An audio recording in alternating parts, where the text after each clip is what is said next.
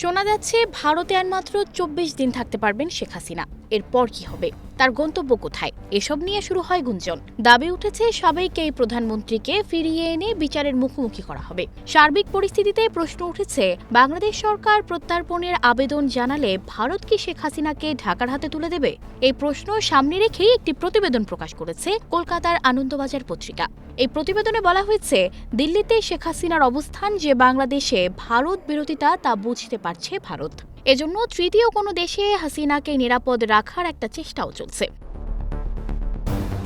আনন্দবাজারের প্রতিবেদনে বলা হয়েছে, শেখ হাসিনাকে ফেরত দেওয়ার বিষয়ে ২০১৩ সালের প্রত্যার্পণ চুক্তির তেমন কোনো গুরুত্ব রয়েছে বলে মনে করছে না ভারতের পররাষ্ট্র মন্ত্রণালয়। এই চুক্তি করা হয়েছিল দুদেশের মধ্যে জঙ্গি, পাচারকারী ও চোরাচালানিদের প্রত্যার্পণের উদ্দেশ্যে। ২০১৬ সালে এই চুক্তিতে বেশ কিছু সংশোধনও আনা হয়েছিল।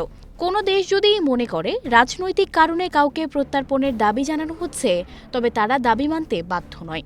শেখ হাসিনাকে প্রত্যার্পণের দাবি ভারত যদি রাজনৈতিক উদ্দেশ্যপূর্ণ বলে মনে করে, সেখানে বলার কিছু থাকতে পারে না। আবার চুক্তির আরেকটি ধারায় রয়েছে, প্রত্যার্পণের পরে দীর্ঘ কারাবাস ও প্রাণহানির আশঙ্কা থাকলে অন্য পক্ষের দাবি খারিজ করা যাবে। বিবিসি বাংলার একটি প্রতিবেদনে বলা হয়েছে, শেখ হাসিনা ও তার বোন শেখ রেহানাকে দিল্লির উপকণ্ঠে একটি আধা সামরিক বাহিনীর অতিথি নিবাস বা সেফ হাউসে একসঙ্গে রাখা হয়েছে। তবে এই মুহূর্তে তাদের ঠিকানা কি, সেটা সরকারিভাবে কখনো প্রকাশ করা হয়নি। শেখ হাসিনা ঠিক কোন ইমিগ্রেশন স্ট্যাটাসে ভারতে রয়েছেন সে ব্যাপারেও এখনো পর্যন্ত ভারত সরকার সম্পূর্ণ নীরব রয়েছে। অর্থাৎ তিনি কোনো বিশেষ ভিসায় ভারতে অবস্থান করছেন নাকি তাকে রাজনৈতিক আশ্রয় দেওয়া হয়েছে, এ ব্যাপারে আনুষ্ঠানিকভাবে ভারত সরকার আজ পর্যন্ত একটি শব্দও বলেনি।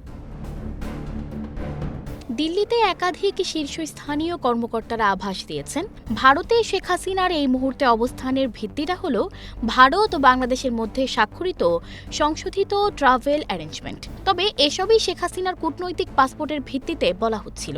তবে সেই কূটনৈতিক পাসপোর্ট বাতিল করা হয়েছে। ফলে পরিস্থিতি কোন দিকে যাবে তা নিয়ে প্রশ্ন উঠেছে। এই বিষয়টির জবাবে দিল্লির একজন শীর্ষস্থানীয় কর্মকর্তা বিবিসিকে বলেছেন, সেটাও বড় কোনো সমস্যা নয়, কারণ এই ধরনের পরিস্থিতিতে প্ল্যান বি বা প্ল্যান সি প্রস্তুত রাখতেই হয়। এখানেও নিশ্চয়ই সেটা তৈরি আছে। সানজিদা রহমান, প্রবাস খবর।